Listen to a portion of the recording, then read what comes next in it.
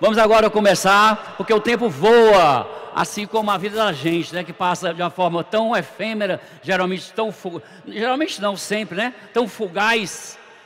E fazer um passeio pela história da periodização da literatura brasileira é um passeio longo. Por isso eu selecionei algumas das principais escolas literárias, obviamente objetivando primeiramente o Enem, tá? E em se tratando de Enem, romantismo, que é a escola que eu selecionei para abrir a nossa aula de hoje. Então vamos começar pela escola romântica, coisa boa, mexer com o coração, mexer com a subjetividade, né? Com as feridas da alma também, porque dentro da gente há sims, aos sims e aos nãos, né? Aos vazios da alma, às feridas da alma. E a escola romântica, né?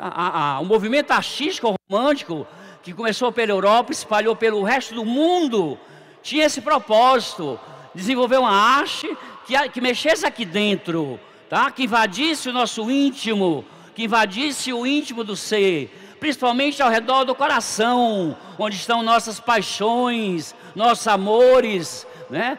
Nossas, às vezes, angústias, mas também nossas alegrias, nossas felicidades.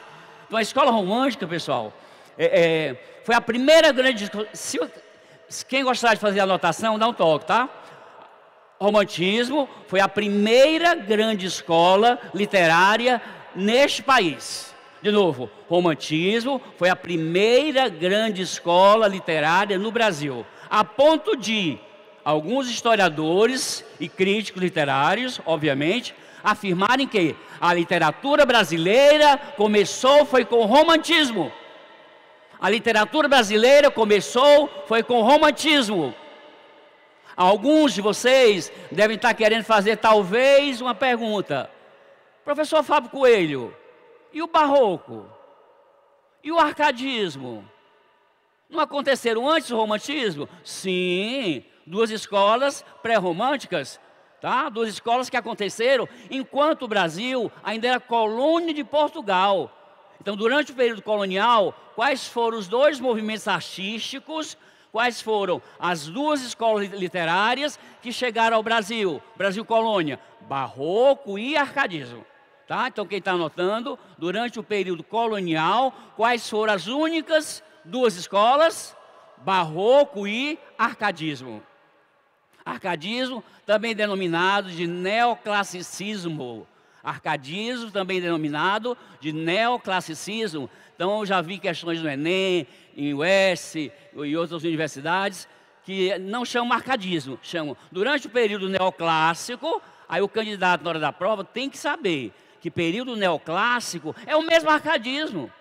É o mesmo arcadismo. Então, arcadismo, uma escola literária que fechou o período colonial, sendo denominada de neoclassicismo, né? Sendo denominada de escola mineira, porque praticamente já aconteceu só em Minas Gerais, e sendo classificada também como uma escola setecentista. Mais uma vez, arcadismo, que fechou o período colonial, né? Antes do romantismo, tem três denominações: arcadismo, neoclassicismo e setecentismo. Professor Fábio Coelho, por que setecentismo? Porque ela aconteceu durante os anos de 1700, só por isso. Barroco, seiscentismo, porque aconteceu durante os anos de 1600. Arcadismo, setecentismo, porque desenvolveu-se durante os anos de 1700. E o romantismo, século XIX. O romantismo abriu o século XIX, século tão importante para a história do nosso país. Quem me lembra qual foi o ano em que o Brasil... façam jus às excelentes aulas de história que vocês recebem aqui na Academia Enem. Qual foi o ano, qual foi o período em que o Brasil rompeu politicamente com Portugal?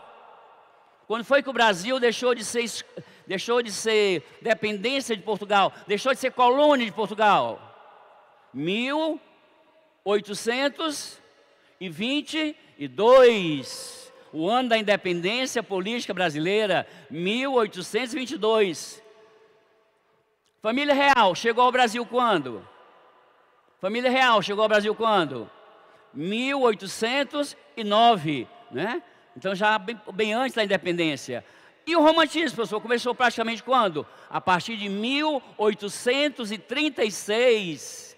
Com qual obra? Suspiros Poéticos e Saudades, de um dos poetas que se tornaria um dos mais importantes da produção poética romântica aqui no Brasil. Chamava-se Antônio Gonçalves Dias, maranhense, aqui pertinho da gente, nordestino, desculpe, só aqui uma correção. Suspiros Poéticos e Saudades, de Gonçalves, que não é o Dias que eu citei, era um carioca, Gonçalves de Magalhães.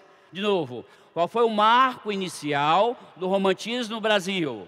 Em 1836, a publicação do poema Suspiros Poéticos e Saudades, de Gonçalves de Magalhães. Agora, o Gonçalves Dias que eu citei, em matéria de qualidade, tornou-se superior, demonstrou mais maturidade, demonstrou mais alargamento, tá? Desse empenho, dessa literatura romântica brasileira. Então, Antônio Gonçalves Dias tornou-se o primeiro grande poeta da nossa literatura romântica, que mexe com as paixões, com os nossos corações, com toda a subjetividade da alma, tá? Gonçalves Dias. Então, ele representou a primeira geração da poesia romântica. Fábio Coelho, como é que é essa história de geração? Turma, didaticamente falando, o romantismo ficou dividido em 3 épocas. Ficou dividido em 3 gerações. Primeira geração,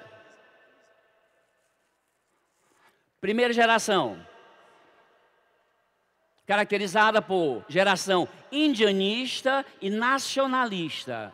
Primeira geração, caracterizada pelo indianismo e pelo nacionalismo. Ok? E quem foi o melhor poeta dessa primeira geração, dos 2 Gonçalves? O Gonçalves de Magalhães ou o Gonçalves Dias? Vocês vão marcar lá, Gonçalves Dias. O Magalhães só iniciou, mas quem brilhou, quem melhor fez, quem mais se destacou na literatura romântica foi o maranhense Gonçalves Dias. Principalmente com seu poema indianista Juca Pirama. Tá? E a sua poesia nacionalista, conhecida no país inteiro. Minha terra tem palmeiras, onde canta o sabiá. As aves que aqui gorjeiam, não gorjeiam como lá. Nosso céu tem mais flores, nossos bosques têm mais vidas, nossa vida mais amores. Quem não conhece Canção do Exílio, esse poema tão famoso no Brasil, é de quem? De Gonçalves Dias. Repito, que se tornou o primeiro grande poeta romântico brasileiro, com a sua poesia indianista e com a sua poesia patriótica, com a sua poesia nacionalista. Agora, como sem falta, turma, eu gostaria que vocês registrassem uma das principais características da literatura romântica: a busca por uma identidade artística nacional. Repito, com mais calma. Qual ou uma das principais, se não a principal, característica da escola romântica, desse movimento artístico romântico? A busca por uma identidade nacional, ou seja, a procura de uma literatura que pudesse ser genuinamente brasileira, expulsar tudo de Portugal aqui do Brasil, a ponto de não só Gonçalves Dias, mas como José de Alencar, que se o Gonçalves Dias tornou-se um grande expoente na poesia da primeira fase, José de Alencar tornar-se-ia o maior prosador, o maior romancista romântico. Quem nunca leu Iracema, que eu considero a obra-prima de José de Alencar, Senhora, também romance belíssimo, Lucíola, Diva. Aliás, Senhora, Lucíola e Diva, o Alencar, na época, anunciava que foram as 3 mais lindas mulheres que ele criou,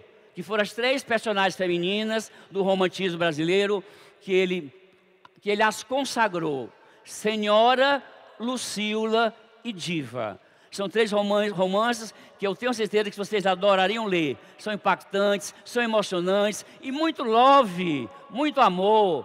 Porque outra característica importante da escola romântica, a idealização, o amor idealizado.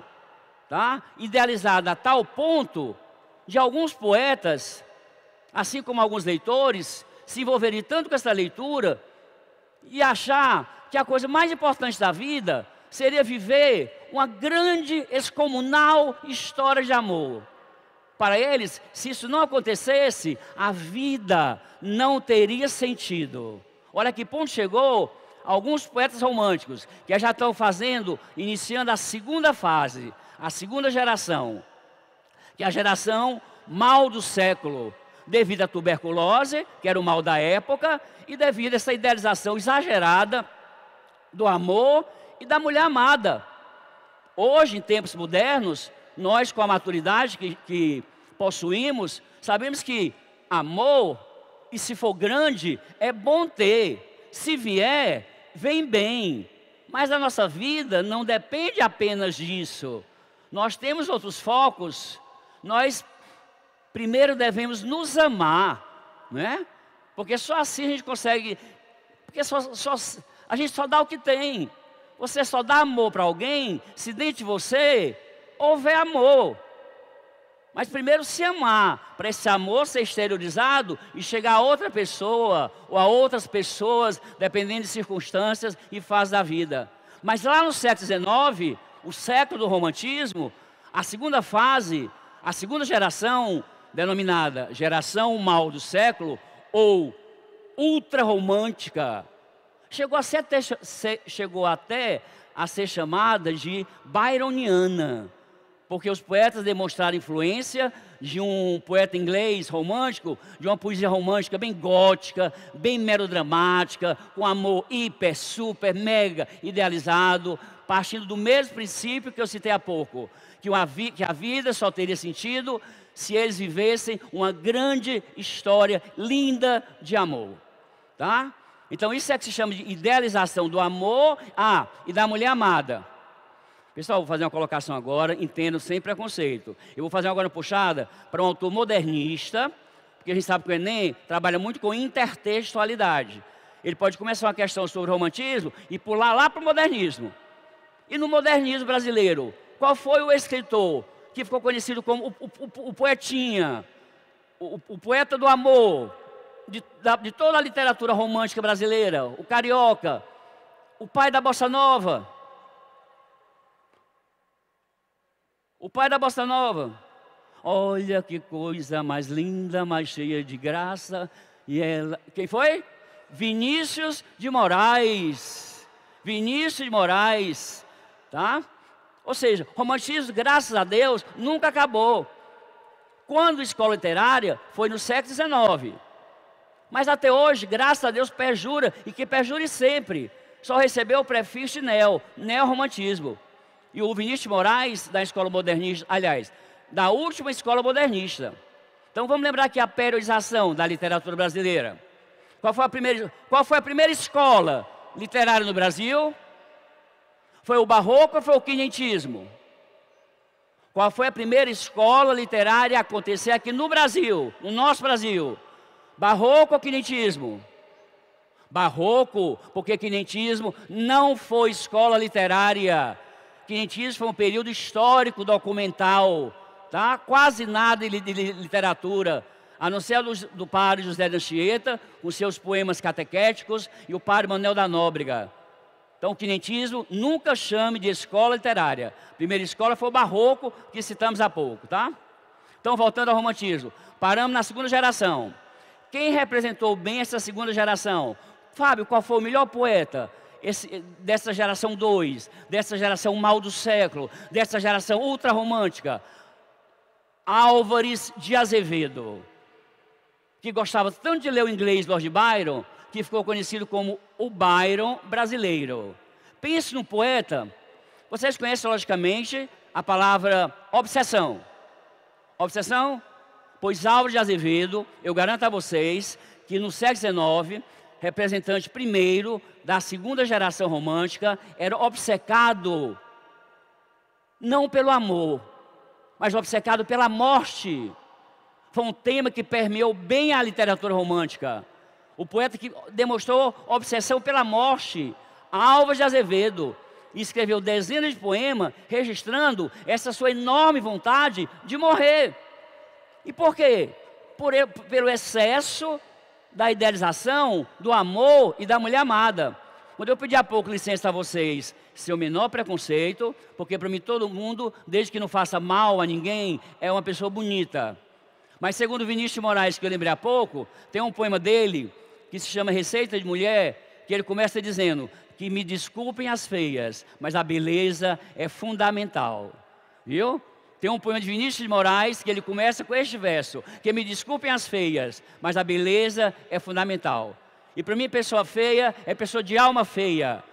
Como já dizia Fernando Pessoa, que tudo vale a pena se a alma não for pequena. Então, engrandeçamos as nossas almas, para continuarmos sendo pessoas bonitas e passar esse amor bonito para outra pessoa, porque nós somos seres sociais. Ninguém veio ao mundo aqui para ficar sozinho. A gente vem para se sociabilizar. Isso aqui, ó, isso aqui é sociabilização, né? Isso aqui é o Fábio Coelho, não só professor, é o Fábio Coelho também aluno, estudando literatura brasileira, fazendo uma viagem, percorrendo o caminho da periodização da literatura do nosso país, que vem se tornando cada vez mais rica. Fábio, você falou que foram 3 gerações, 3 fases da poesia romântica? Foi. Na segunda, Álvares de Azevedo, Casimiro de Abreu. Na segunda são 4 poetas. Álvares de Azevedo, Casimiro de Abreu, Fagundes Varela, um pouquinho mais devagar. Casimiro de Abreu, Fagundes Varela e Junqueira Freire. Junqueira Freire. Foram os 4 poetas que representaram tão bem a geração mal do século. A segunda geração da poesia romântica no Brasil. A geração ultrarromântica, a geração byroniana, principalmente Álvares de Azevedo.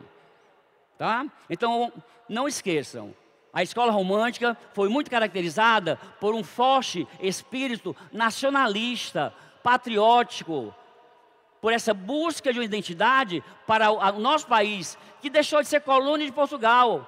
Agora era um país livre, queria ter a sua própria arte, queria vivenciar uma literatura, mesmo que tenha origem europeia, mas com raízes brasileiras, valorizando a cor local.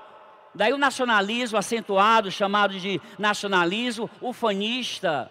Daí essa busca tão frequente, tão veemente, por uma identidade, por uma cultura, por uma marca, tá? Originalmente brasileira, de um romantismo brasileiro, que tivesse o menos possível, se possível nada, de Portugal.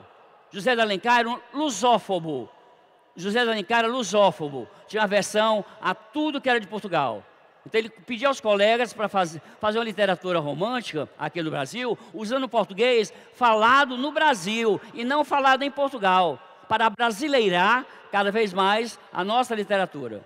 Portanto, sem sombra de dúvida, o romantismo foi a primeira grande escola literária no nosso grande e lindo Brasil.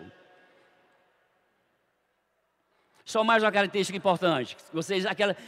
Eu estou comentando aquelas informações, aquelas características sobre o romantismo, que na hora da prova, se aparecer uma questão, você não pode deixar de saber. Tá? O índio, escolhido como herói nacional, então é o indianismo da primeira geração, tá? Esse espírito nacionalista, ufanista, essa busca por um romantismo bem abrasileirado, tá? Essa idealização do amor e da mulher amada. Então são pontos, são informações essenciais para você poder se mexer, para você poder começar a desenvolver uma questão sobre o romantismo do jeito que vier, da forma que vier. E aqui na página 20, vocês têm um conjunto de pontinhos que foram as características mais importantes que aconteceram no desenvolver da escola romântica. Aí vocês vão estudar direitinho em casa. Eu puxei aqui uns 3 ou 4 que são os mais salientes, que são os mais importantes. Aí na página 21, nós temos uma Índia, pintada pelo pintor Victor Meirelles, chama-se Moema, do poema Uruguai, de Basílio da Gama, ainda lá do arcadismo. Pessoal, mais o indianismo. O índio foi valorizado. Ó, começou assim. O índio começou a aparecer na literatura brasileira ainda no final do arcadismo, nos poemas Uruguai, tá, de Basílio da Gama, e Caramuru, de Santa Rita Durão. Mais uma vez, o índio começou a aparecer na literatura brasileira, na poesia brasileira, nos poemas Uruguai, de Basílio da Gama, e Caramuru, de Santa Rita Durão. Agora, esse índio, no arcadismo, é índio-índio. No romantismo, o autor romântico vai dar um banho de loja no índio. Por quê? Porque eles souberam que lá na Europa, o romantismo deles tinha um herói. Quem era o herói do romantismo europeu? O cavaleiro medieval. Mas nós não podíamos ter um cavaleiro medieval. Nós não tivemos Idade Média.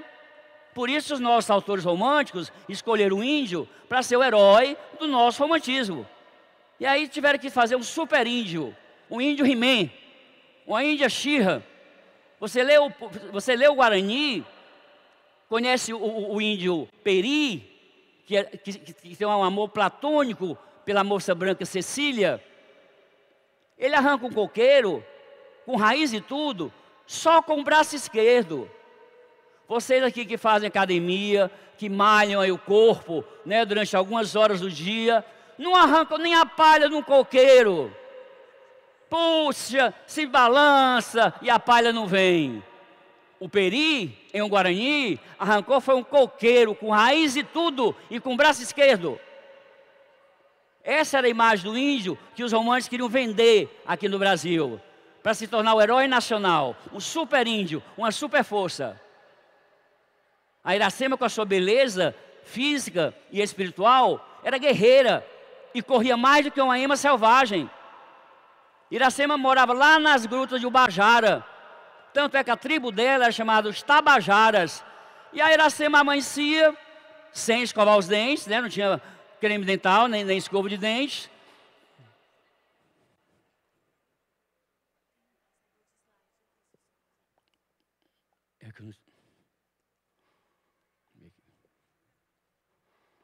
Essa imagem aqui eu coloquei para a imagem da Revolução Francesa, que eu vou já fazer um comentário sobre ela. Mas terminando a história da Índia Iracema, saia correndo lá das grutas do Ipu e vinha tomar banho aqui na Lagoa de Messejana, correndo descalça e os pés não tinham nenhum calo, era macio como uma pluma. Isso é que é idealização, é você criar uma personagem, inventar uma imagem, inventar uma personagem. E os cabelos dela eram mais longos do que a palmeira do jati.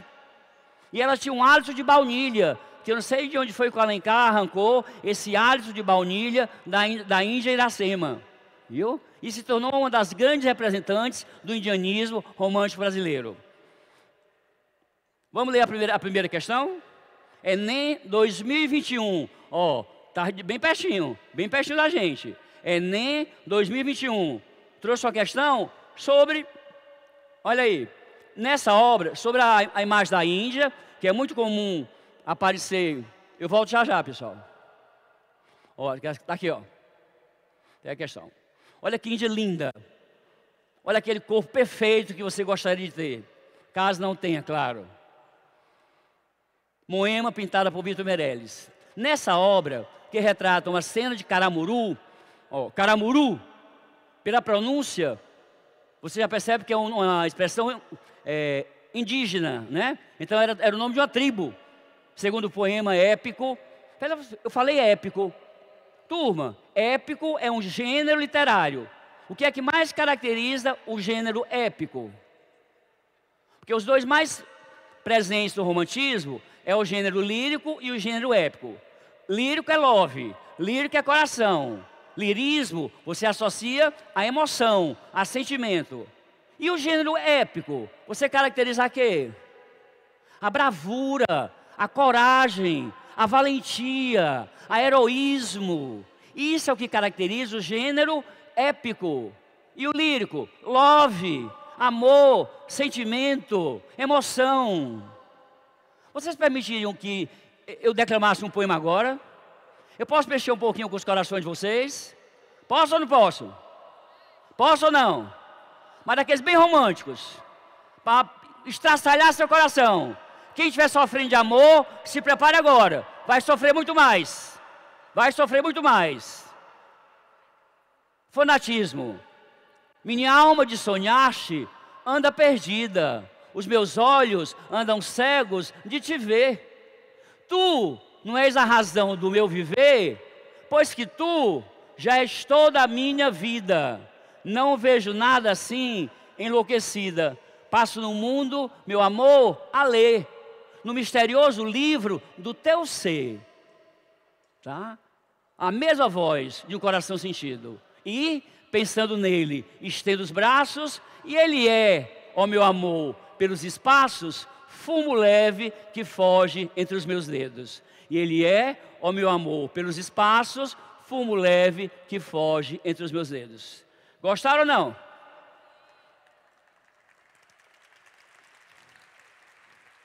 Pessoal, amar tudo de bom, viu? Eu sou um eterno apaixonado. Sem paixão não vivo. Amar tudo de bom. Não precisa ser perfeito. Ninguém é, né? É só não ser tão exigente. Viu? Aceite umas falhazinhas que você não fica sozinho, não. Aí é a sugestão do Fábio Coelho, viu? Não é do poeta romântico, não. Resposta da questão. Qual a letra? Retrata uma cena de Caramuru, célebre poema épico histórico, né? Aventureiro, bravio, a filiação à estética romântica, manifesta-se na alternativa. E tem a exaltação do retrato fiel da beleza feminina. Não, não é fiel, é uma beleza feminina idealizada, tá? É uma personagem criada.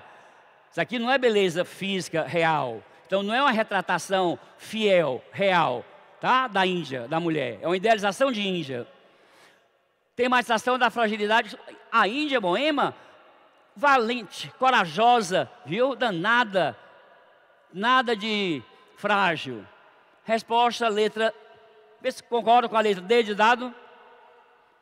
Representação dramática. Né? Essa posição dela aí deitada na areia da praia, né? Já espelha-se uma dramaticidade. Olha o rosto dela, olha o cabelo espalhado na areia, né? Intensificando justamente essa dramaticidade, constituindo a idealização do corpo da Índia. Perfeito, viu? Perfeito. Por isso, questão do Enem 2021 sobre gênero épico, envolvendo indianismo, tá? Envolvendo romantismo, tudo uma questão só. Resposta D de dado. Representação dramática e idealizada do corpo da Índia. Questão 2. Olha lá de quem? Do poeta que eu tanto falei há pouco, Gonçalves Dias. Enem também 2021. Vixe, professor, 2021 Enem trouxe já 2 questões sobre o romantismo. Então o senhor tem razão, romantismo realmente foi uma escola muito importante para a história da arte do nosso país. Mesmo ano, já 2 questões sobre o romantismo. Questão 2. Leito de folhas verdes.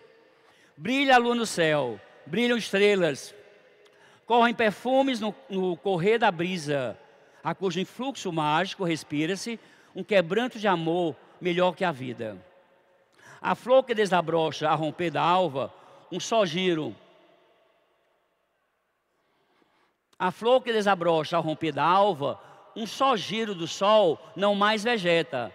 Eu sou aquela flor que espero ainda, doce raio do sol que me dê vida. Olha que literatura linda essa romântica. Enem 2021. Na perspectiva do romantismo, ou seja,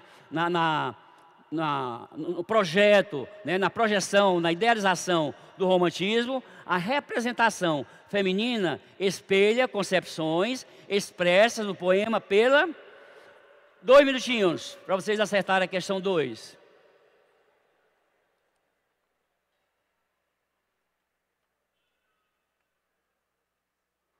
Onde era que o poeta romântico, onde era que o escritor romântico ia buscar inspiração?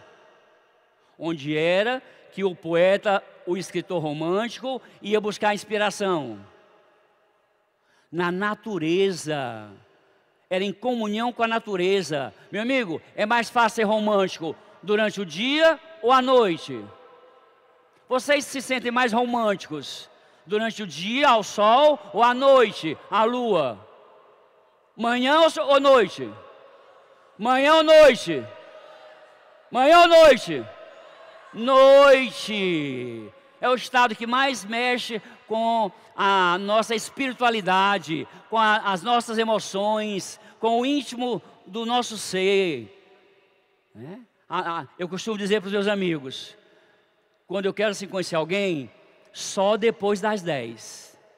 Não sei que idealização foi essa que eu criei. 9h30, não. A gente dança, tá? Mas conversar só depois das 10. Eu acho que as pessoas são mais verdadeiras. A máscara cai com mais rapidez, mas só depois das 10. Você consegue chegar, ou pode chegar, à essência do ser, à essência daquela pessoa. Só depois das 10. Viu? 9h55 não. Depois das 10. A máscara caiu. Aí você pode dizer que está conhecendo alguém. Antes, acho perigoso. Viu? Muito perigoso. Então, questão 2 seria justamente a correlação, entender, feita entre os estados emocionais. Por quê, Fábio? Porque o escritor romântico, ele escrevia de acordo com o seu estado de espírito.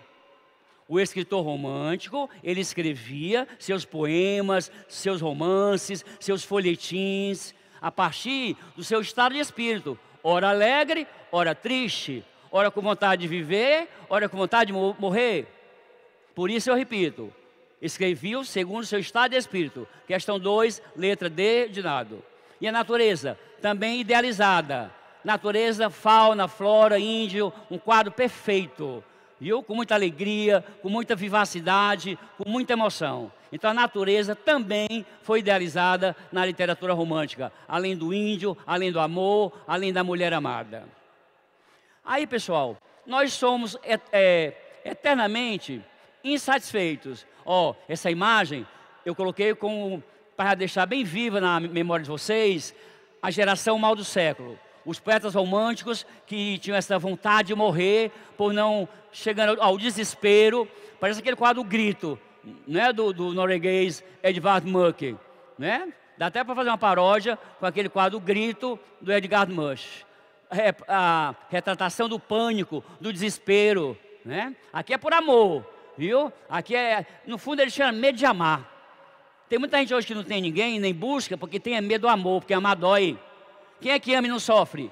Eu estou para conhecer. Quem é que ama e não sofre? Então amar dói. Isso é inevitável. E isso é irrefutável. Muitas vezes pessoas nem buscam outras porque têm medo do amor, de sofrer por amor, porque dói. Quem ama sabe disso. E vocês aqui, que por acaso não tenham até hoje encontrado ninguém, vão à luta, viu? Vão para as ruas, saiam de casa, vão procurar pessoas, gentes, viu? Porque amar é tudo de bom. Quem é o nosso grande Pai? Deus. Deus é amor, né? Se Deus é amor, que sentimento pode superá-lo? Ele falando em Deus, os românticos demonstraram religiosidade? Sim, os românticos também demonstraram religiosidade, catolicismo, cristianismo em sua produção poética. Mas essa imagem já vai fazer a transição do romantismo para o realismo. Porque nós somos eternamente insatisfeitos. Nós temos uma coisa, aí depois queremos o oposto, e depois o oposto do oposto, e depois o oposto do oposto, e assim percorremos a vida, nessa eterna insatisfação do ser. Então, romântico foi uma escola de sucesso? Foi. Fábio Coelho, romântico, foi uma escola literária de grande sucesso? Foi. Já constituindo um bom público leitor. Mas aí chegou um ponto que enjoou. Usando uma linguagem bem coloquial, bem direta. Chegou um ponto que os românticos deram o que tinham de dar. Já estavam repetindo temas, repetindo índios, tá? Repetindo, enfim. Aí, devido a um contexto social que também estava se transformando, com a revolução industrial, com a máquina, com a tecnologia, com a indústria, surgiu um novo público leitor, o proletariado no final do século XIX. E enquanto o romantismo foi uma escola literária feita pela burguesia, o realismo foi uma escola literária feita por uma classe trabalhadora, como a nossa, sofrida, dorida, na época classificada como proletariado. Então esse novo público leitor passou a exigir dos escritores uma literatura realista, uma literatura sem idealização, uma literatura que mostrasse a vida como ela é, sem tirar nem pôr. Daí o nome realismo. E dentro desse grupão realismo, e agora eu pergunto a vocês, me veio aqui à vontade, quem foi o escritor e com qual obra marcou o início do realismo na literatura brasileira? Qual o autor e a obra que marcaram o início do realismo na literatura brasileira? Machado de Assis. Com qual romance? Memórias Póstumas de Brás Cubas. Um clássico belíssimo da literatura brasileira. Então ele rompeu com o romantismo e produziu uma literatura bem vida, bem fiel à realidade do nosso dia a dia. Aí dentro desse grupão realista, surgiu um grupo naturalista. Aí eu queria com calma explicar isso aqui para vocês, ó. Realismo e naturalismo foram duas escolas. Só que o naturalismo surgiu dentro do realismo. Tá? Se quiser escrever, o naturalismo surgiu dentro do realismo. Então você pode afirmar categoricamente, numa questão de prova, que todo autor, toda obra naturalista, primeiramente é realista. Todo autor, toda obra naturalista é primeiramente realista. Mas nem tudo realista era naturalista. Fábio Coelho, então tudo naturalista é realista. É, autor e obra. Mas nem todo realista era naturalista. Isso. E quem foi que iniciou o naturalismo na periodização da literatura brasileira? O maranhense Aloísio de Azevedo. Com qual obra? O maranhense Aloísio Azevedo iniciou o naturalismo dentro do realismo brasileiro com o romance O Mulato. Você que pensou em O Cortiço, corrija a informação. O romance O Cortiço tornou-se com o tempo o melhor romance naturalista brasileiro. O melhor exemplo de romance naturalista brasileiro. Mas o Aloísio, autor de O Cortiço, iniciou o naturalismo com o romance O Mulato. Ó, turma, não deixe também, entre as competências do Enem, que vocês devem sempre estar dando uma olhadinha nas competências e nas habilidades. Qual é a competência que abrange a prova de literatura? Que é a parte que no momento aqui me toca com vocês. Competência 5, constituída por 3 habilidades. Habilidade 15, que é contexto histórico. Então, às vezes, para você acertar uma questão, qualquer que seja a escola literária, tu tem que ter pelo menos noção de época, de espaço, de tempo, que nós chamamos de contexto histórico. Então, se o romantismo nasceu quando a burguesia ascendeu ao poder, através da Revolução Francesa, o realismo começou consequência do crescimento urbano, da industrialização, da máquina, tá? Do trabalhador proletário nas indústrias, nas fábricas. Então é o contexto histórico que faz surgir o movimento artístico, normalmente. Até então, sim. A literatura era escrita de acordo com as transformações sociais. Pronto, era onde eu queria chegar. A literatura era produzida de acordo com a realidade social que circundava, de acordo com o contexto histórico. Aí a questão está obedecendo a habilidade 15 da competência 5. Agora a mais cobrada, habilidade 16. Identificar recursos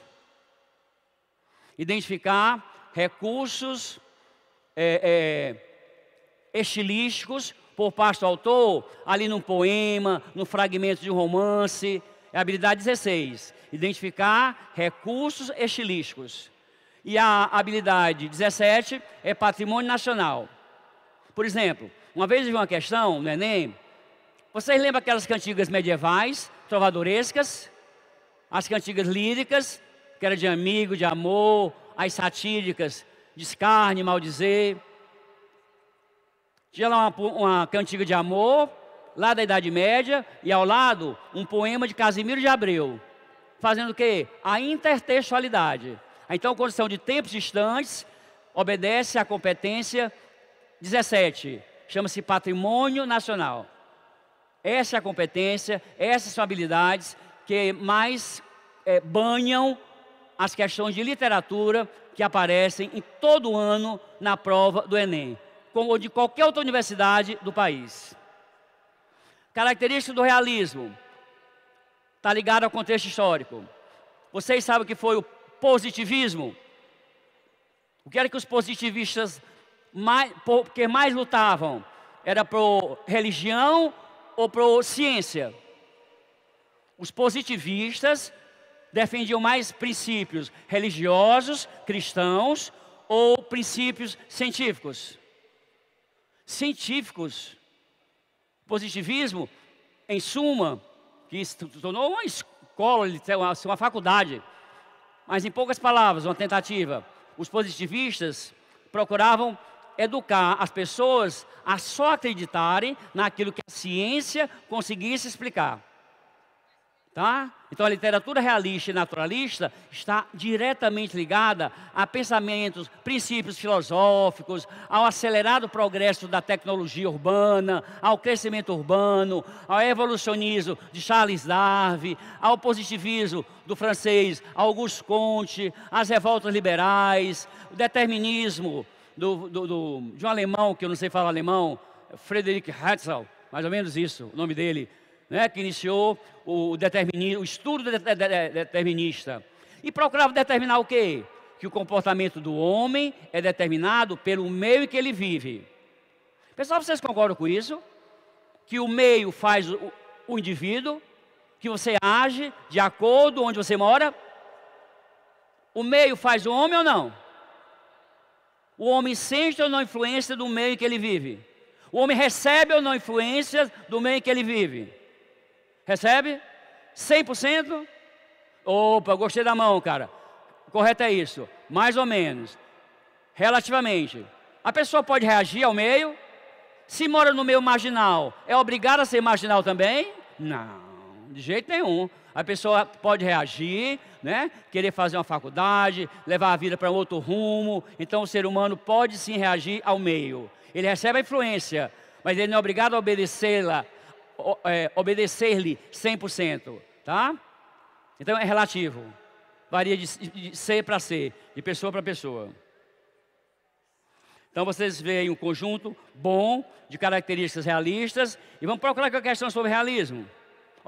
Aí aqui já não tem mais amor idealizado, não tem mais mulher idealizada, não tem mais índio idealizado, viu? Aqui tem verdades da vida, e a vida é dura. Nós sabemos que a vida é dura.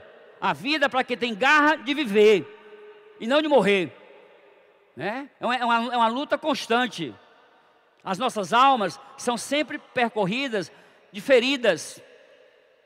Quando a gente vai a uma missa de cura e libertação, é curar justamente as feridas da alma, é se libertar dessas dores, desses barulhos que nos perturbam tanto aqui dentro da gente. Então, os autores realistas, que, como Machado de Assis, além de mostrar a realidade social, procurou demonstrar um aprofundamento psicológico do ser. Machado se tornou um escritor realista, psicólogo. Essa é a principal característica machadiana. Mostrar a vida como ela é e as pessoas como são, sem tirar nem pôr. Se é mau caráter mesmo, viu? E o Machado sempre demonstrava, pessoal, uma visão pessimista sobre a vida. Machado nunca foi otimista. Machado de Assis nunca foi otimista. Durante toda a sua produção, ele sempre demonstrou uma visão pessimista da vida, uma visão pessimista sobre o estar do homem no mundo, sobre essa questão existencialista. Professor, e o naturalismo? É o homem animal. Como assim o homem animal? Os naturalistas, que também eram realistas, defendiam que o homem agia como bicho. Que nós, seres humanos, temos um lado instintivo, que muitas vezes se separa da razão, e às vezes gera o arrependimento. Então a escola naturalista é caracterizada pelo zoomorfismo. O que é zoomorfismo? É o homem agindo como bicho, é o homem agindo como animal. Isso é zoomorfismo. Principal característica da escola naturalista dentro do universo realista. Mostrar até que ponto o homem é capaz de agir como um bicho, o homem é capaz de agir como animal, com toda a sua valentia, com toda a sua brutalidade. E a Luiz Azevedo tornou-se o melhor escritor naturalista do Brasil no século XIX. Vamos então fazer a questão 4, sobre realismo e naturalismo. Um bom material para você estudar em casa, um bom levantamento. Estão gostando, pessoal, dos slides? Estão legais? Bom conteúdo para vocês estudarem em casa. Um bom conjunto de características da escola realista e que abrange também o naturalismo. Retratar a mulher com qualidades, mas também com defeitos. Amor subordinado aos interesses. Vocês acreditam nisso, turma? Que há pessoas que dizem que amam quando amam por interesse? Interesse em grana? Só há, né? Só há, infelizmente. Isso é realismo. Então a escola realista, ela foi pautada na realidade da vida, fielmente. Questão 4, Enem 2022. Eita, Fábio, tu pegou as questões mais próximas, não foi? Claro! Para vocês terem certeza de que as escolas literárias que estão estudando vêm caindo recentemente no Enem. Vão cair esse ano de novo. Então revisa bem o material em casa, que está com bom conteúdo. É preciso ler o texto. Também, Fábio, no Enem, no mínimo 40 textos, né? Que a prova de linguagens e códigos e suas tecnologias vem com 40 questões. Mas tem questão que está em 2, 3, 4 textos. Então Enem, tu vai ter que ler no mínimo 40 textos. Então dá para ler isso aqui? Dá para ler isso aqui? Soluços, lágrimas, casa armada, veludo preto nos portais, um homem que veio vestir o cadáver, outro que tomou a medida do caixão. Tocheiros, convites, convidados. Que entravam lentamente, a passo surdo, e apertava a mão à família. Alguns tristes, todos sérios e calados. Padre e sacristão, rezas, aspersões da água benta, o fechado caixão, a prega, o martelo, 6 pessoas que o tomam da essa e o levantam. E o descem a curso pela escada, não obstante os gritos, soluços e novas lágrimas da família. E vão até o coxo fúnebre e o colocam em cima e traspassam e apertam as correias. O rodar do coche, o rodar dos carros, um a um, isto, que parece um simples inventário, eram notas que eu havia tomado para um capítulo triste e vulgar que não escrevo. Machado de Assis é um fragmento do romance Memórias Póstumas de Brás Cubas. É a história de um defunto autor. Então quem escreveu Memórias Póstumas de Brás Cubas foi o Brás Cubas. Então o protagonista é o defunto autor Brás Cubas. Uma ideia genial que Machado teve de mostrar o outro lado da morte, que é a realidade da vida. É um defunto explicando o que é a vida. É um defunto, é um morto, que está lá no pós-morte, dando uma aula para a gente sobre comportamento humano, físico e principalmente psicológico, mostrando nossos defeitos, nossas carências, nossos medos, nossos vazios.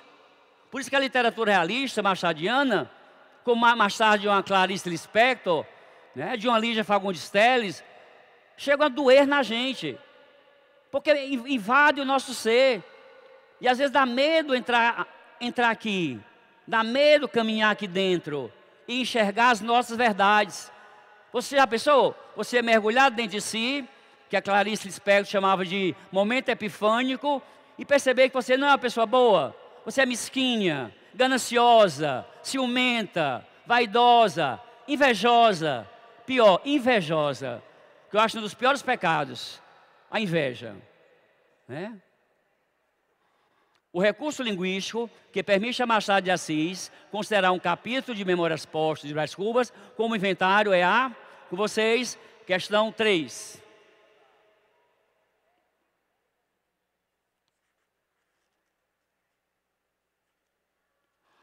Vocês já leram na vida alguma vez um inventário de uma pessoa que morreu na sua família ou alguém, né? Aí a pessoa antes de morrer fez um inventário dizendo os bens para quem vai deixar.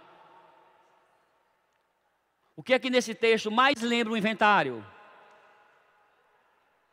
A enumeração de objetos, a enumeração de coisas, né? Como você vê ali, ó,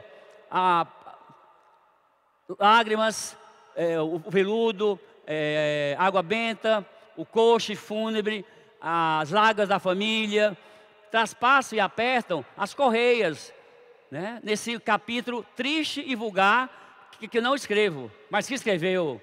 Então a resposta seria enumeração de objetos e fatos. Isso é uma característica típica de um inventário, viu? Um conjunto, um relato de objetos e de fatos.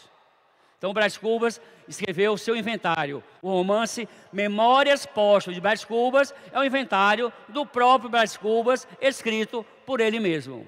Como ele diz, eu não sou um autor defunto, eu não sou um escritor que morreu, eu sou uma pessoa que morreu e virou escritor. Então eu não sou um autor defunto, eu sou um defunto autor. Palavras do próprio Brás Cubas. Eu não sou um autor defunto, eu sou um defunto autor. E aqui do outro lado da vida, eu estou com maturidade, conseguindo explicar tão bem, psicologicamente tão bem, como é que o que é a existência do ser, o que é a pessoa, o que é o ser humano. E ele lembra que quando vivo, ele não prestava, ele era um mau caráter, ele era um filho de papai, metido a besta, que nunca venceu em nada. Brás Cubas em vida foi um eterno perdedor, e ele só adquire essa consciência depois que morre. Tomara que não aconteça isso com nenhum de nós, que a gente consiga adquirir essa consciência ainda em vida, e que a gente possa produzir, né, e constituir uma bela família, viu? E viver um grande amor, não esperar como Brás Cubas morrer, para entender o que é viver melhor a vida, né? Compartilhar, ajudar, viu? Fazer caridade. Aí são características bonitas do ser e que são reais. Então, questão 3, nós marcamos a letra A. Questão 4, Enem 2012. O romance O Homem, de Aloysio Azevedo. Lembrei há pouco que Aloysio foi o melhor escritor naturalista. Começou com o romance O Mulato e brilhou com o romance O Cortiço. O romance O Homem, de Aloysio Azevedo, insere-se no contexto do naturalismo, marcado pela visão cientificista. Sim, tanto o realismo como o naturalismo foram movimentos artísticos influenciados pela tecnologia, pelo estudo científico da época, pela industrialização, pela tecnologia, pelo crescimento urbano da época, marcado pela visão do cientificismo. No fragmento, essa concepção é aplicada à mulher, define-se por uma... Se vocês lerem o texto, pessoal, em casa, se vocês lerem o texto, vocês vão perceber que a mulher, primeiro, não está sendo idealizada. No realismo não há idealização da mulher. Mas a mulher, ela é apresentada de uma forma mais ardilosa, de uma forma mais perigosa, de uma forma mais dissimulada. Essa pergunta é só para vocês, meninas. Meninas, meninos, escutem. Meninas, vocês acreditam que vocês amadurecem mais rápido do que os meninos? Concorda? Você concorda com isso? Plenamente. Meninos, o que é que vocês acham disso? Os meninos também concordam que as meninas amadurecem mais cedo, né? demonstra um comportamento mais seguro, mais consistente, mais lúcido. Eu concordo. Olhe, meninos, tenham cuidado, viu? Tenham cuidado. Porque mulher, olha, aqui o texto fala em diabo. O texto aqui fala em diabo. Com mulher vingativa, minha filha, nem o cão pode. Com mulher vingativa, meninos, nem o cão pode. É mais fácil a mulher trair o namorado e ele nunca descobrir do que o contrário. Porque vocês são perigosíssimas. Desculpe-me a colocação. Viu? Nós homens somos mais ingênuos, somos mais verdadeiros, somos mais naturais, viu? Vocês são mais dissimuladas, viu? Mais perigosas. Nós somos ingênuos. Gostei do aonde. Ela está procurando esse homem ingênuo. Rapazes, homens, manifestem-se. Olha aqui, moça, tá ali um, ó. Viu? Se quiser depois bater um papo e, né, ver até que ponto ele é ingênuo. Viu? Ele está sorrindo, esse sorriso é perigoso, viu? Agora o sorriso dele que é perigoso. Há exceções, tá bom? Vamos fechar assim?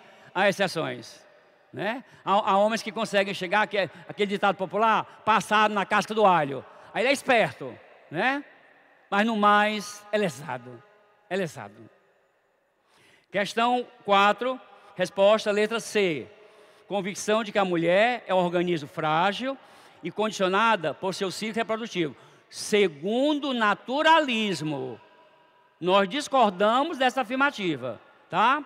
Mas segundo o naturalismo, a mulher, na época, século XIX, por mais que tentasse ser solta, independente, livre, ainda era muito carente, viu?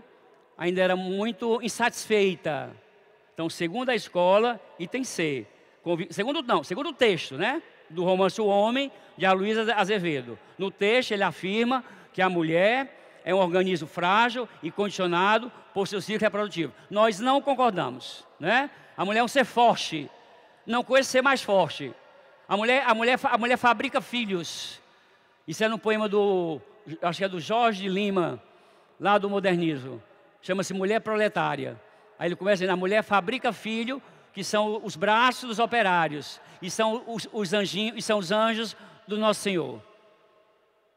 Questão 5.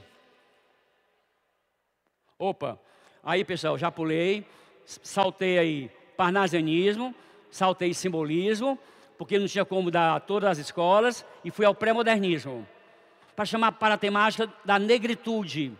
Aliás, falando sobre negritude, anotem aí, há autores e obras que abordam a temática do negro.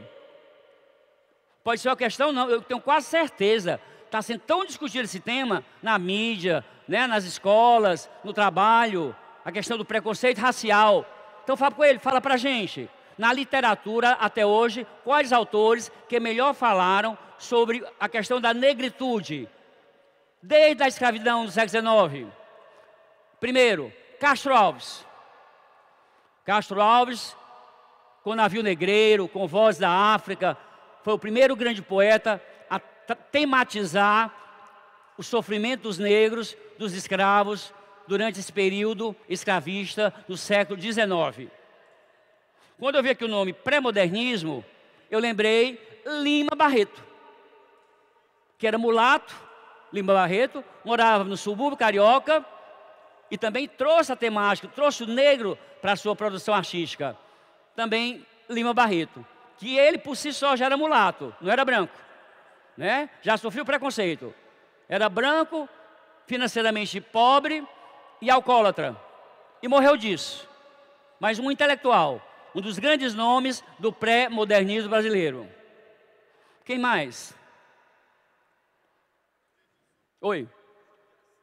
Oi? Cara, olha, pergunta curiosa, porque o Machado de Assis, você lembrou, ele era mulato também, né? Nasceu numa favela, mas, como é teu nome? Meu amigo, Machado de Assis nunca escreveu sobre favela, cara. Até hoje eu fico bobo. Nasceu na favela, Morro do Livramento, uma dessas grandes favelas cariocas, mas Machado de Assis, nenhum conto, nenhuma crônica, tampouco romance. Machado nunca escreveu sobre favela. Será que tinha vergonha? Medo? Que carência é essa? E ele, mulato, nunca escreveu sobre negro. Nunca escreveu sobre negro. Só sobre a burguesia carioca. Viu? Aristocracia. Gente rica. E ele que nasceu tão pobre, paupérrimo, morreu tão rico. Viu? Num bairro mais rico lá do Rio de Janeiro, casado com a lisboense, que faleceu 4 anos antes dele, Carolina Xavier de Novaes. Curioso, não é isso? O cara nasceu na favela, nunca escreveu sobre favela. Mulato, pobre, nunca escreveu sobre questão racial, sobre... Agora, a temática principal do Machado era analisar o comportamento do homem burguês, tá? Era criticar a burguesia, era tirar a carapuça da burguesia e mostrar suas falhas, mostrar seus defeitos e privilegiar a aristocracia. Foi o que o Machado fez. Desmascarou a burguesia e privilegiou a aristocracia. Quais os 3 romances mais importantes de Machado de Assis? Na sequência, Memórias... Machado de Assis, ele teve 2 fases. Anota aí, Machado teve 2 fases. Uma fase romântica, que é a fase menos madura dele. Aí na fase romântica tem Helena, tem Ressurreição, tem A Mão e a Luva. Agora na fase realista, Memórias Póstumas de Brás Cubas, Quincas Borba, Dom Casmurro, que se tornou o romance mais popular de Machado, maravilhoso, Esaú Jacó e, por último, Memorial de Aires. Repetindo essa informação última com calma. Quais os principais romances machadianos? Os realistas. Por quê? Porque são mais maduros, demonstram aprofundamento psicológico. Quais são eles? Memórias Póstumas de Brás Cubas. Depois, Quincas Borba. Dom Casmurro, Esaú e Jacó, que ele faz até uma intertextualidade bíblica, e por último, Memorial de Aires, Memorial do Conselheiro Aires, Memorial de Aires. Foi o último romance de Machado de Assis. Curioso, né, cara, essa história literária dele, nem sempre correspondente com a sua própria vida. Quanto ao naturalismo, vocês vão ler isso aqui em casa, que eu já falei os principais pontos para vocês. Características do naturalismo. Olha que levantamento legal, para vocês estarem em casa. Visão determinista, que o homem é determinado pelo meio, pela raça e pela sua época. Mais uma anotação, registra aí. O que era que o determinismo defendia? Que o ser humano, o comportamento humano, era determinado pelo meio em que ele vivia, pela sua raça, falando em raça, e pela sua época. Meio, raça e época. Eram os fatores que os escritores naturalistas defendiam para justificar as atitudes, o comportamento do ser humano na sociedade. Meio, raça e época. O tempo que ele viveu, a época que ele viveu. Ele se comportou assim porque ele viveu na Idade Média, na pré-história, em tempos atuais. Próxima questão.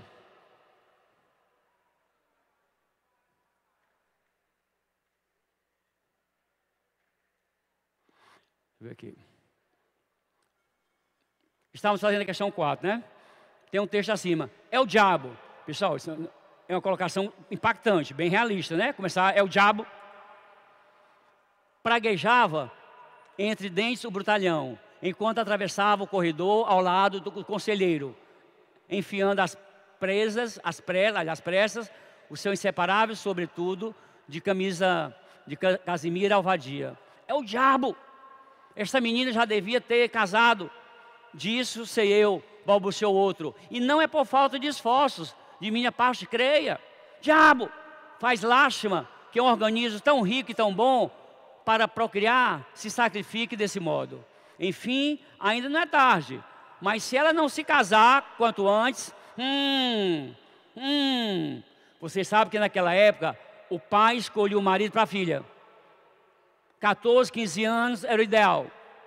Naquela época, uma moça que tivesse 19 anos, 19, e não tivesse casado, ela já era coroa, já era discriminada na sociedade, ficou para a titia.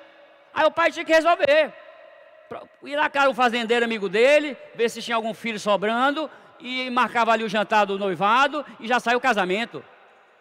Graças a Deus, que eu espero que hoje não seja mais assim, né? Chega de diabo, vamos falar de Deus, viu? Deus é amor, Deus também é liberdade. Então, nós marcamos já fizemos a 4, né? Questão 5. Pré-modernismo. Pré-modernismo foi escola literária? Pré-modernismo foi ou não uma escola literária? Diga só sim ou não. Sim ou não? Não? Beleza. Pré-modernismo não foi escola literária. Foi um importante, anota aí, foi um importante período de transição artística. Pré-modernismo não foi escola literária. Foi um importante período de transição artística, ocorrido no início do século XX. Ocorrido no início do século XX. Quais os autores que mais compuseram esse período pré-modernista, no começo do século XX?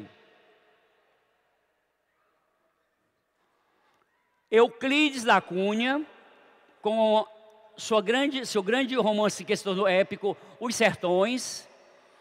Euclides da Cunha com Os Sertões. Graça Aranha com o romance Canaã, lá da região do Espírito Santo. Graça Aranha com o romance Canaã. Monteiro Lobato com seus contos infantos juvenis, Urupês, Cidades Mortas, Negrinha. E aí, meu amigo, até hoje se questiona se Monteiro Lobato era racista ou não, né? Porque quando ele escreveu um livro de contos chamado Negrinha, titulado Negrinha, ele mostra situações tão dramáticas dos escravos, que há um conto que o título é Negrinha, que uma sinhá assa no forno uma menina danada, uma pequena, muito sapeca, e ela assa a criança no forno. Aí lá para cá, até hoje pessoas questionam, Monteiro Lobato era racista ou não? Alguns dizem que não, que ele escrevia de acordo com a sociedade escravista ainda da época. Outros dizem que sim. Eu vou pela segunda. Eu vou pelas duas. Tanto de acordo com a sociedade da época, como pontos de vista, princípios dele mesmo. Então, o pré-modernismo, Euclides da Cunha, Graça Aranha, Monteiro Lobato e Lima Barreto, autor de Triste Fim de Policarpo Quaresma. Lima Barreto, autor de Triste Fim de Policarpo Quaresma.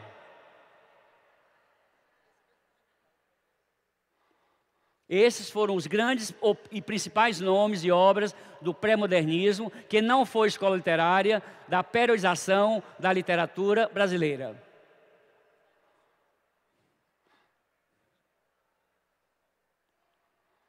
Qual foi o tempo do pré-modernismo, Fábio Coelho? Corresponde aos 20 anos que antecederam a tão famosa e comovente Semana de Arte Moderna, que é uma delícia, eu acho uma delícia estudar, que infelizmente nós não vamos ter esse tempo. Semana de Arte Moderna, adentrar no modernismo, né? Passear pelas 3 gerações modernistas, tá? Vamos fazer aqui mais uma questão. Opa, olha que poema. Sim, o poeta Augusto dos Anjos. Faz aquilo que eu te pedi agora no final, que eu vou declamar um poema, tá? Aí tira mais fotos, por favor. Olha que poema. Esse poema foi do único poeta pré-modernista. Acrescentem aí, Euclides da Cunha, Graça Aranha, Monteiro Lobato, Lima Barreto e Augusto dos Anjos, autor deste poema. Augusto dos Anjos, autor deste poema. Eu, filho do carbono e do amoníaco, monstro de escuridão e rutilância, sofro desde a epigênese da infância, a influência má dos signos do zodíaco. Profundissimamente hipocondríaco, esse ambiente me causa repugnância. Sobe-me à boca uma ânsia, análoga à ânsia que se escapa da boca de um cardíaco.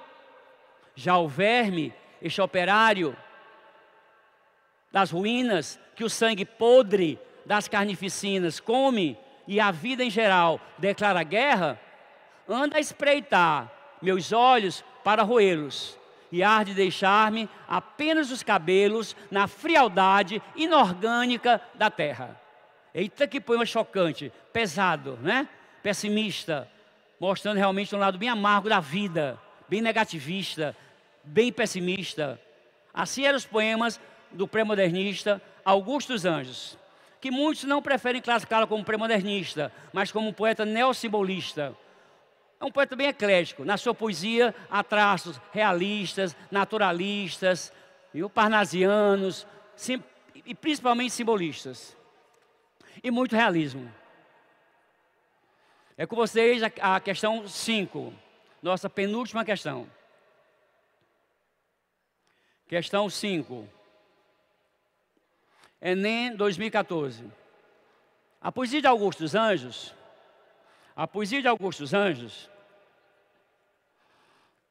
revela aspectos de uma literatura de transição, designada como pré-modernismo. Com relação à poética e à abordagem temática presente no soneto, pessoal, o que é que caracteriza esteticamente um soneto? O que é que caracteriza esteticamente um soneto? 14 versos distribuídos em 2 quartetos e 2 tercetos, tá? Como é que é a estrutura, como é que é a estética do soneto? 2 quartetos, o que é um quarteto? Uma estrofe com 4 versos. E 2 tercetos, uma estrofe com 3 versos. Professor, o poeta pode mudar a ordem? Não, não. Ele pode colocar os tercetos primeiro? Não, não. Tem que ser, é uma regra fixa, formal. Primeiro os 2 quartetos, depois os 2 tercetos. E até hoje, no mundo inteiro, há poetas que continuam fazendo sonetos. E vão sonetando por aí. Tá? Permita-me o neologismo. Sobre esse poema, sobre esse soneto... Desculpem, fui eu? Sobre esse soneto, qual item vocês marcariam na questão 5? Pensei 2 minutinhos. Enquanto o Fábio Coelho descansa aqui 1 minuto. Eu praticamente, já dei a resposta. Olha os itens e veja como eu já dei a resposta. Fala pelo que você acabou de falar, eu marcaria o item. Oi? Qual? Ah, ela falou A, o rapaz aqui falou D. A ou D? Olha o que o item D diz. A manutenção de elementos vinculados ao parnasianismo, que eu acabei de citar, ao simbolismo, que eu acabei de citar, dimensionado pela inovação da expressividade poética e o desconcerto, né? O pessimismo, tá? Da existência humana. Resposta D de Deus. D de Deus. Mas é assim que a gente aprende, viu? É insistindo. Desistir nunca, nunca. A gente aprende insistindo, viu? Quem desiste é fraco, né? Desistência para mim é sinônimo de fraqueza. Claro, em determinadas circunstâncias. Tudo é relativo, nada é absoluto. Fábio, eu mandei embora porque eu não aguento mais, viu? Eu desisti dele porque ele não presta, viu? Levei 20 anos para perceber isso. Da mesma forma, pode ser ela, viu? É uma desistência circunstancial e correta. Ficar com quem faz sofrer? O ideal é ficar com quem nos felicite, né? Nos alegre. Sorriam, meu povo. Que uma coisa importante na vida é sorrir em qualquer circunstância, viu? Até numa preparação para vestibular. Sorria, viu? Alimenta a alma. Questão 6. Turma, voltando lá ao século XIX, voltando ao romantismo. Antes de surgir os primeiros romances, foram escritos folhetins, que eram capítulos de histórias bem românticas publicadas nos jornais, no rodapé dos jornais. Devido ao sucesso dos folhetins, tiveram a ideia de escrever romances, que até hoje, no mundo inteiro, esse gênero narrativo, chamado de romance, faz sucesso. Acredito ser o gênero narrativo de maior sucesso no mundo inteiro. Gente que lê literatura, entre poesia, um livro de crônicas, um livro de contos. Acredito que o romance seja o gênero mais procurado, mais lido no mundo inteiro, não só no Brasil. Eu tiro por mim. Adoro ler romances. Tenho que ler todos os gêneros para trabalhar. Esse aqui é o meu ganha-pão, né? Esse aqui é o meu ganha-pão, eu vivo disso. Só sei dar aula. Acho que sei, tá? Prefiro romance. Então, situado no momento de transição, Lima Barreto produziu uma literatura renovadora em diversos aspectos. No fragmento, esse viés se fundamenta na... Pessoal, vocês acham que, pelo que nós conversamos sobre autor realista e naturalista, Machado de Assis foi irônico? Quem já leu Machado de Assis? Quem já estudou Machado de Assis? Ele demonstrou essa característica na sua produção artística. Machado de Assis usou ironia demasiadamente. Um escritor extremamente irônico, Machado de Assis, às vezes chegando ao sarcasmo, tá? O narrador onisciente, o narrador personagem, chegando a ser sarcástico. Tão irônico foi Machado de Assis. É o chamado humor irônico, humor sarcástico. É o homem rir da sua própria desgraça, da sua própria vileza, da sua própria animalidade, zoomorfismo. Então, questão 6, letra B de bola. Ironia ao folhetim na transição do romantismo para o realismo foi a característica que mais se sobressaiu, que mais se ressaltou nessa transição do romantismo para o realismo. Foi a ironia presente nos textos sobre a análise da vida, sobre a análise do comportamento humano. A começar pelo mestre, pelo Machado de Assis. Pessoal, eu produzi um material mais extenso, para ser uma boa fonte de um material para vocês lerem em casa. Questões são todas gabaritadas. Tudo bem? Está sendo legal a aula? Mais alto, está sendo legal? Estão aprovando a aula? Posso de novo mexer com os corações de vocês? Só tem 1 minuto. Posso? Declamar outro poema?